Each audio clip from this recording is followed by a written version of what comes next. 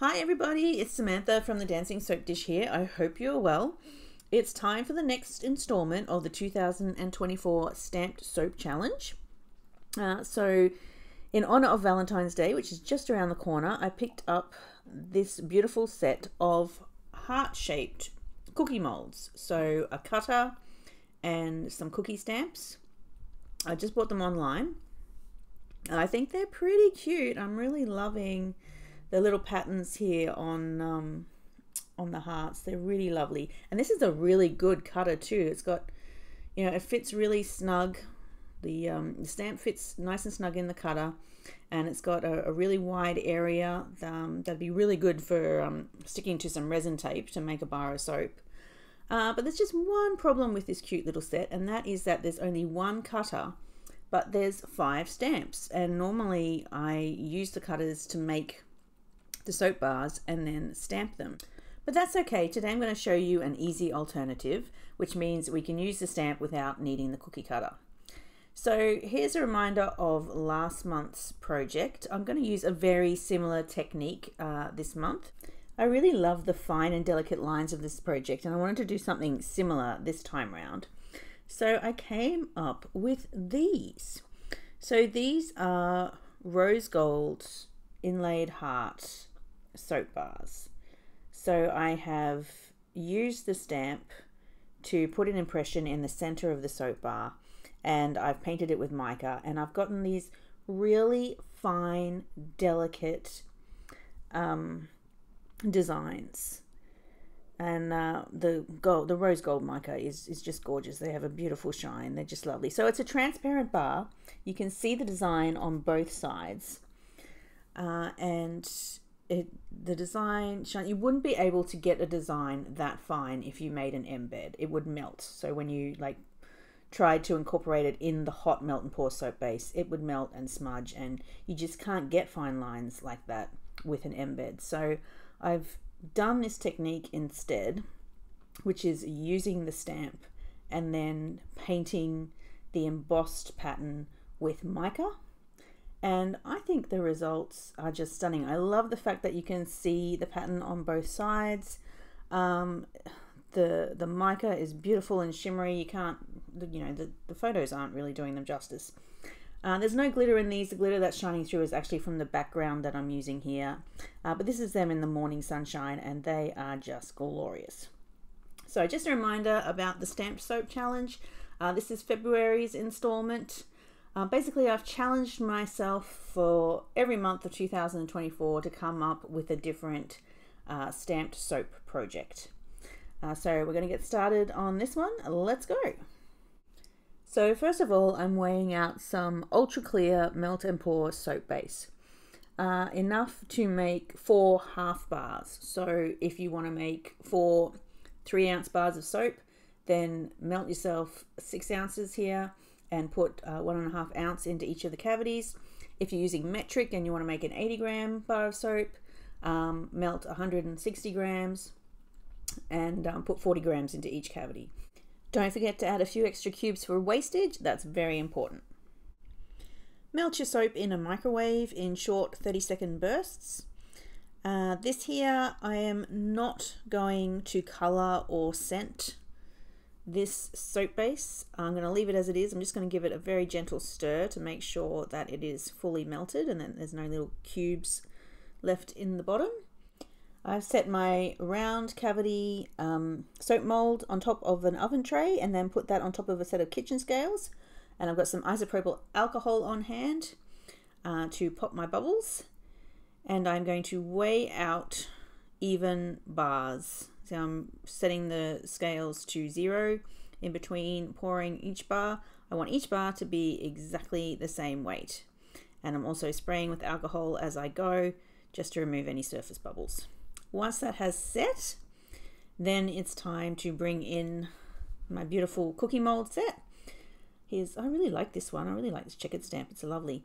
So I'm going to use that one. I like the hearts as well. The rose is very apt for Valentine's Day. I've got 5 stamps and only 4 cavities, so one's gonna have to be left behind. I've got stars and I've got puzzle pieces. I do like the stars, but I think I'm gonna go with the puzzle pieces just because I want it to match the other thinly lined designs of the other stamps. So there we go.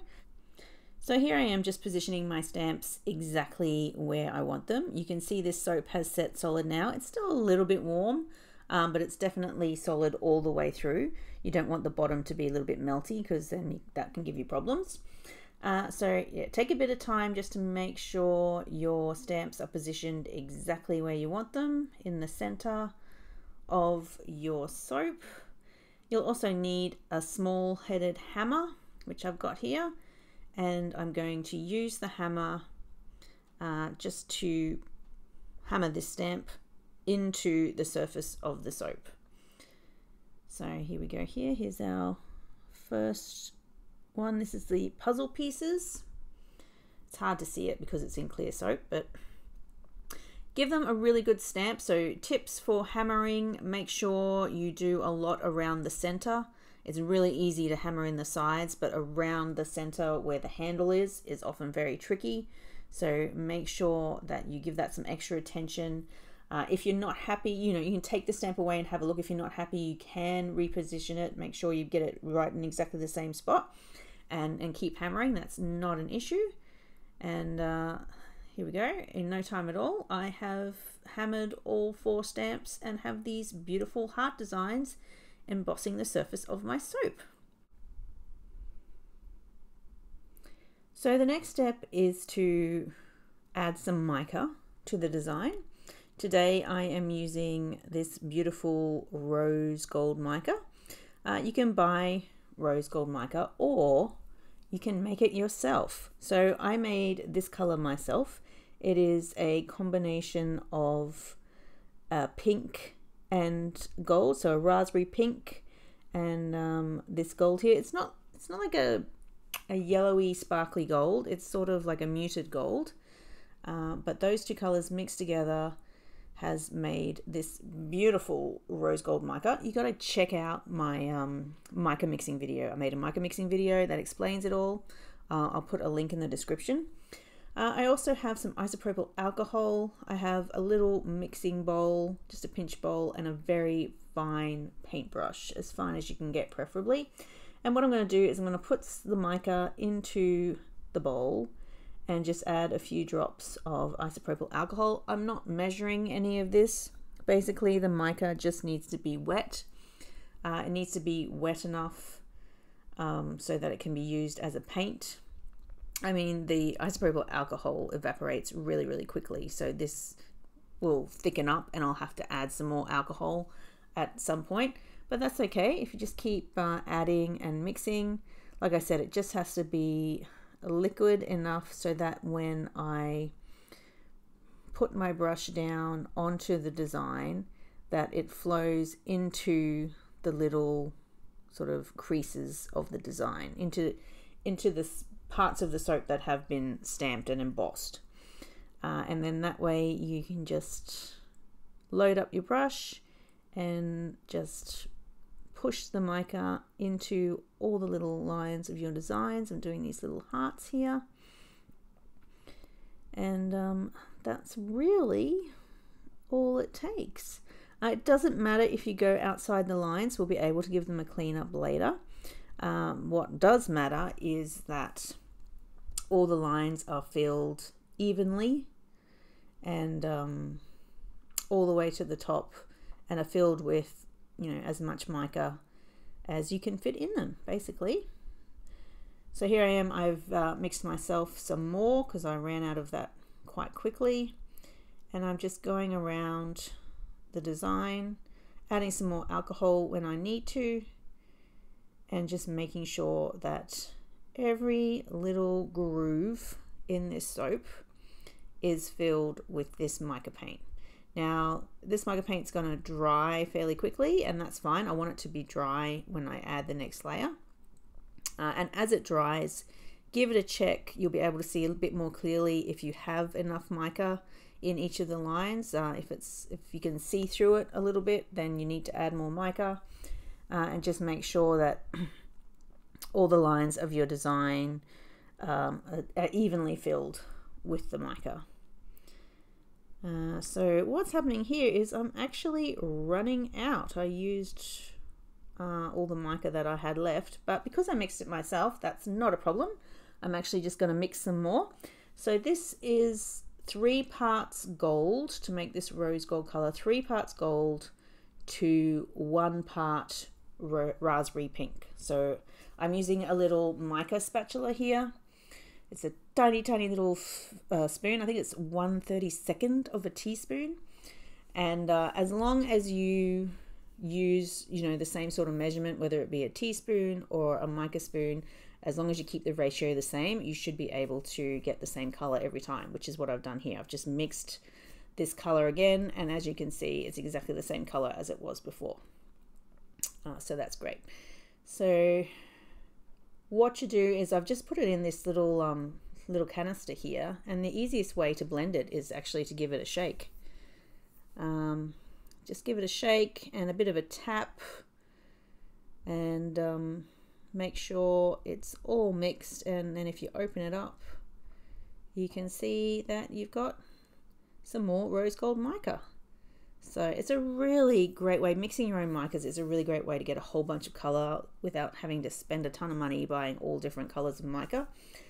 So yeah, check out that video. Like I said, it's really awesome.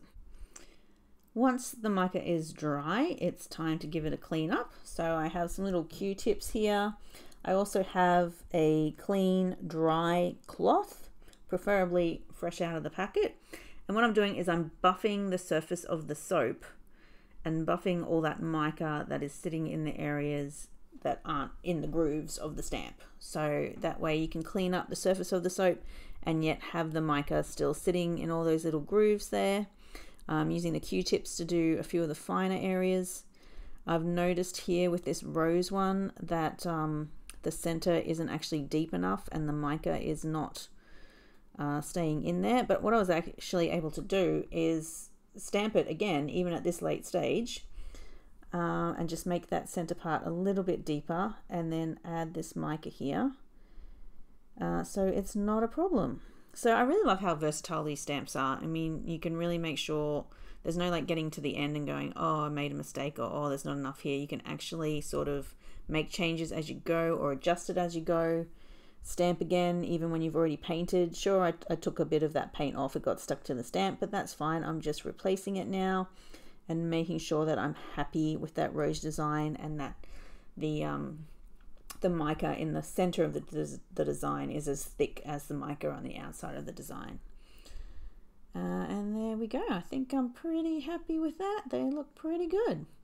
All right, so I'll pop them back on my tray because now it's time to apply the next layer. So I'm going to weigh out the exact same amount as I weighed out before, plus a few extra cubes for wastage.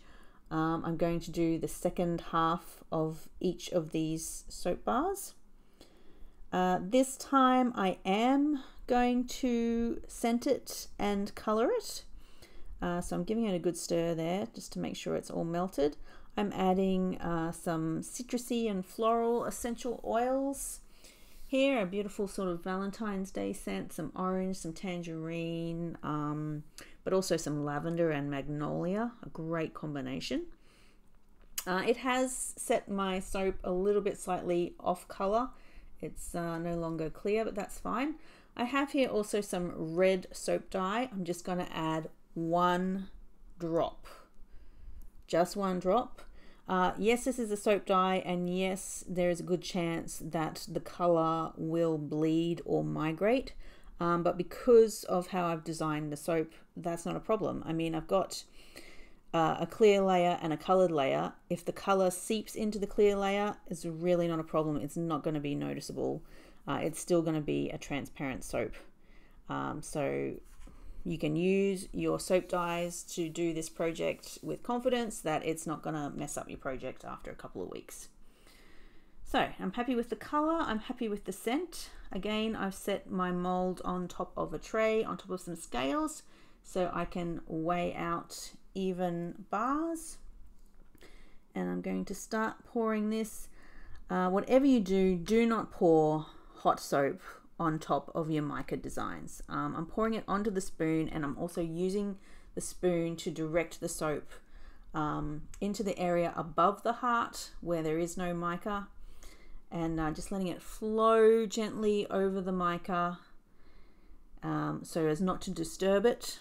If you pour hot soap base right on top of it, you can make the mica shift and move. It will ruin your design.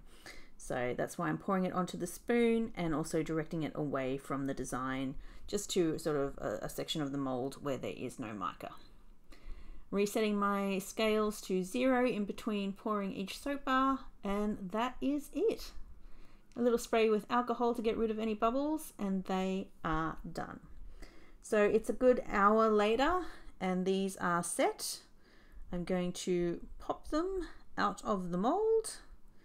Here we go. You can see if you see the side as I pop them out, you can see there definitely is 2 layers there. But when you look at the soap from the front, the color comes through the clear layer and it just looks like it's all the one color. So here we go. Look at this. That is a really fine, delicate design in there. There's no way you'd be able to do that with an embed. I'm going to give them a spray with some alcohol just to show you what they look like when they're wet, because they'll be even clearer when they're wet, and they will look amazing. Look at this. How transparent is that bar? And you can see the beautiful design in it. I've got my fingers behind the bar, which is not helping because you can't really see it because it's so transparent. All you can see is my fingers. But let's have a look at this one. There we go. I'll try and hold it away from my fingers. We have this beautiful rose one as well. Just delightful. I don't know if you can tell, the rose gold is really, really shiny and lustrous. I'm not sure it's coming out on film, but these are fantastic. I love them. Let's have a look from the side. If you have a look in the side, you can actually see the embossed soap in there where the stamp has pushed the soap in, and then where we've added the mica, you can see the design sort of in 3 dimensions. They are really lovely. Take a look at these standing up on their sides so you can see the clarity and you can see how beautiful the designs are. I took some more pictures of these in front of a sunlit window and they are just so gorgeous. I mean, happy Valentine's Day. Who wouldn't love one of these for Valentine's Day? They are just charming, beautiful and charming, and so delicate. I'm really, really loving these. I really hope you enjoyed the second installment of the 2024 Stamped Soap Challenge. I hope you can see what amazing things you can do with stamps, even if they're not soap stamps. Just a cookie stamp can really make a radiant bar of soap. These are just lovely, and I used a normal soap mold because I didn't have the cutters to make soap molds myself. But if you don't have any, normally I use resin tape. If you don't have any resin tape, just use a soap mold and you can create beautiful and lovely things. Alright guys, thank you so much for watching. I hope you have enjoyed it. Please like and subscribe if you have, and I'll see you next time. Enjoy.